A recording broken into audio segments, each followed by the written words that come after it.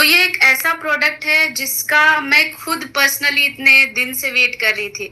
जैसे आयुर्वेद में बताया गया है कि स्नेहन करना चाहिए। मैं आपने हर बार मेरे कंसल्टेशंस में भी सुना होगा या फिर मेरे लेक्चर्स में भी सुना होगा कि जो वात दोष बढ़ता है ना शरीर में, जो हम दिन भर काम करते हैं, थक जाते हैं, या फिर एज के अकॉर्डिंग जो डीजेनरेशन शरीर में होता रहता है, तो वो रोकने के लिए हमें कुछ एंटीऑक्सीडेंट बेस्ड लेना चाहिए।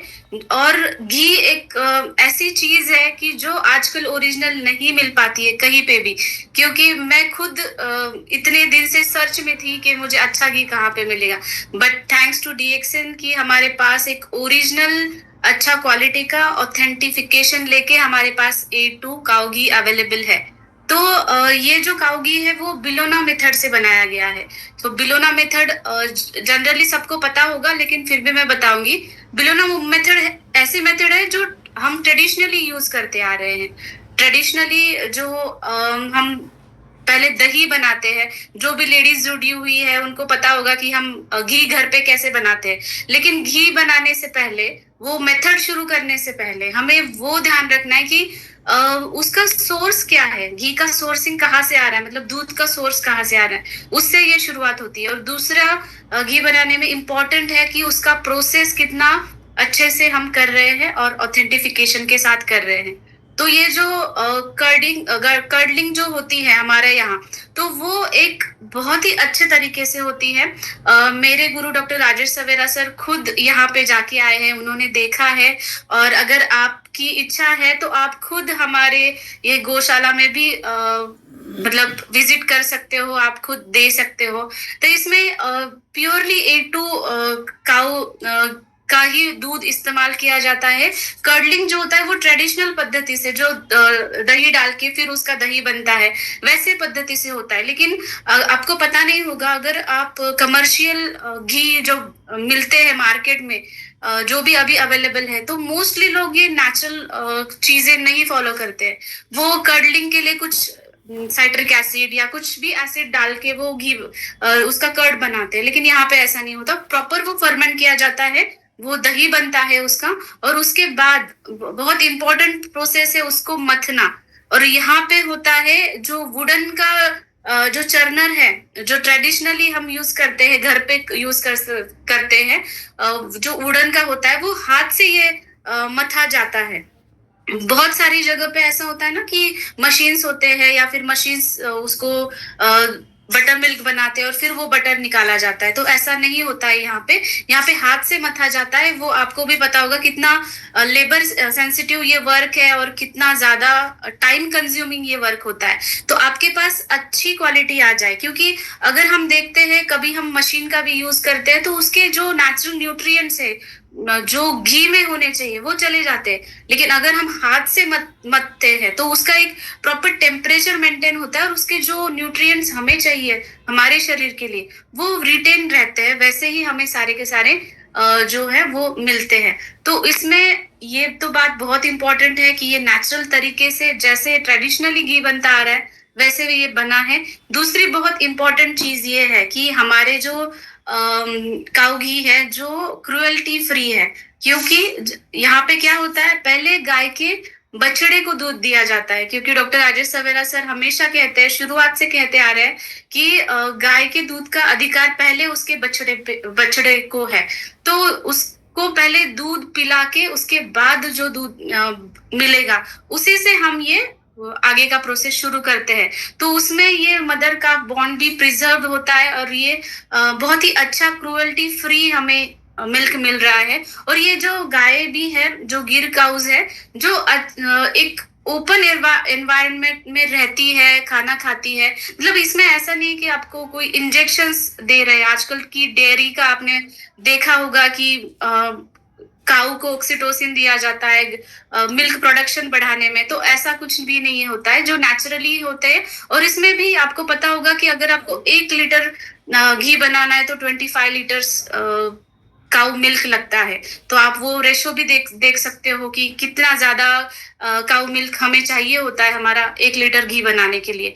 तो ये बहुत इंपॉर्टेंट है कि ये जो प्रोसेस है हमारा एकदम ऑथेंटिक बन रहा है। घी तो ये प्रोसेस के बारे में हुआ, बिलोना मेथड क्या है इसके बारे में हुआ, लेकिन घी के बेनिफिट्स क्या है?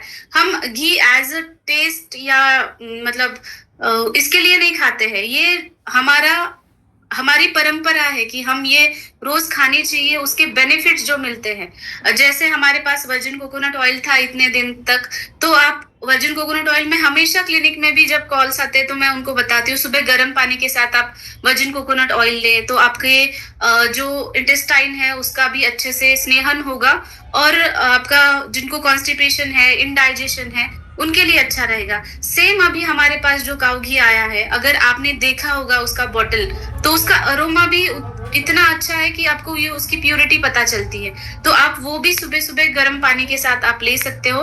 बाकी घी तो खाने में इस्तेमाल होता ही है, रोटी पे लगा के, सब्जी बना के, या फिर अगर आप कुछ डीप फ्राइड चीजें बना रहे हो तो उसमें भी आप घी का इस्तेमाल कर सकते हो। घी को आयुर्वेद में घृत कहा गया है, गोघृत, जो सबसे अच्छा मेध्य रसायन कहा गया है। मेध्य रसायन मतलब जो हमारे ब्रेन के ऊपर अच्छा काम करेगा, क्योंकि हमें पता है हमारे ब्रेन को गुड फैट्स की बहुत जरूरत है। तो गुड फैट्स अगर हमारे शरीर में मिलते हैं हमें, तो हमारा ब्रेन, नर्वस सिस्टम बहुत अच्छे से काम करता है, और डाइजेस्टिव फायर भी वो अच्छा करता है। जैसे अग्नि दीपन कहा गया है ना, दीपन मतलब डाइजेशन अच्छे से होना। तो जिनको भूख कम लगती है, स्पेशली बच्चे खाना नहीं खाते हैं, ये सारी चीजें जब होती है ना, तो आप लेना चाहिए। फिर ये इम्यूनिटी सिस्टम के लिए भी बहुत अच्छा है। चरक संहिता में एक श्लोक आया है घी के बारे में, घृतम अग्निवर्धनम मेध्यम चक्षुष्य बलवर्धनम।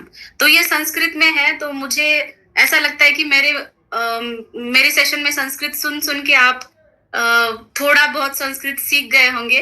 तो इसका मीनिंग मैं बताती हूँ। अग्निवर्धनम मतलब हमारा डाइजेस्टिव फायर बढ़ाता है। मेध्य मतलब ब्रेन के ऊपर काम करता है। चक्षुष्य मतलब हमारे आंखों के लिए बहुत अच्छा है, क्योंकि हमें पता है आंखों में पित्त दोष रहता है, आलोचक पित्त, और ये पित्त के ऊपर बहुत अच्छा काम करता है। और बलवर्धनम, ये बल और आयुष्य दोनों का वर्धन बहुत अच्छे से करता है। स्किन में कॉम्प्लेक्शन बढ़ाता है, वर्ण भी अच्छा करता है, इसको वर्ण्य भी कहा गया है। और अगर दोषों की बात की जाए तो वात दोष और पित्त दोष, इन दोषों में ये बहुत अच्छा काम करता है।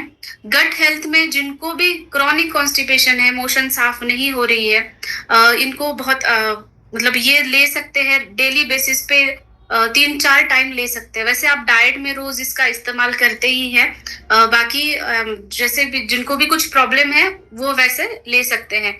और दूसरी बहुत इंपॉर्टेंट बात है कि इसमें शॉर्ट चेन फैटी एसिड्स है, जो बहुत इंपॉर्टेंट होते हैं गट हेल्थ के लिए हमारे। और इसमें जो शॉर्ट चेन फैटी एसिड्स है वो कोलेस्ट्रॉल को नहीं बढ़ाने देते हैं, जो बैड कोलेस्ट्रॉल है उसको नहीं बढ़ाने देते हैं। गुड कोलेस्ट्रॉल हमें चाहिए हमारे हार्ट के लिए, तो ये अच्छे फैट्स हम कंज्यूम कर रहे हैं, तो गुड कोलेस्ट्रॉल हमें अच्छे से मिलेगा।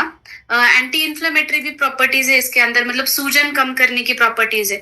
बाकी एज अ डाइट आप ले सकते हो। इसके बेनिफिट्स तो आयुर्वेदा में बहुत बहुत सारे हैं, बट आप जैसे खाना खाते हैं रोज ही हमारे घर में घी यूज होता है, वैसे ही हमें यूज करना है अच्छा हेल्दी इम्यूनिटी सिस्टम बिल्डअप करने के लिए। तो इस पे डिटेल सेशंस तो होंगे, जैसे हमारे प्रोडक्ट ट्रेनिंग के सेशंस होते हैं उसमें भी सेशंस होंगे। फिर भी आपको इसके बारे में कुछ भी डाउट्स है होते हैं तो आप डीएक्सएन क्लिनिक का नंबर पे कांटेक्ट कर सकते हैं। तो ये इसका डीपी है 845 DP, MRP 1055, PV 300 और SV 325। तो ये नॉर्मल रूम टेम्परेचर पे रहेगा। ये प्रिजर्वेटिव्स कोई भी एडेड नहीं है इसमें। तो ये इसकी शेल्फ लाइफ भी 12 महीने है। तो ये 250 ग्राम का पैकेजिंग में आएगा। आपके पास शायद आया भी होगा बहुत सारे लोगों के पास, तो आप जरूर ट्राई करिए और उसका रिव्यू भी हमें बताइए। ये कुछ रिसर्च पेपर्स हैं जो कि मतलब A2 काऊ घी या A2 काऊ मिल्क का आजकल बहुत ज्यादा मतलब लोगों में इंटरेस्ट बढ़ा हुआ है। तो वो आप इस रिसर्च पेपर से जान सकते हैं कि A2 काऊ मिल्क होता क्या है, या फिर उससे जो घी बनाया जाता है उसके बेनिफिट्स क्या होते हैं। तो जैसे आयुर्वेद में जिस घी के गुणधर्म बताया गया, वो सेम गुणधर्म हमारे डीएक्सएन A2 काऊ घी में है। तो ये आप जरूर, ये भी बेनिफिट्स आप पढ़िए। आप इसका स्क्रीनशॉट ले सकते हैं और आप आपके नॉलेज के लिए और इनके बेनिफिट्स पढ़ सकते हैं।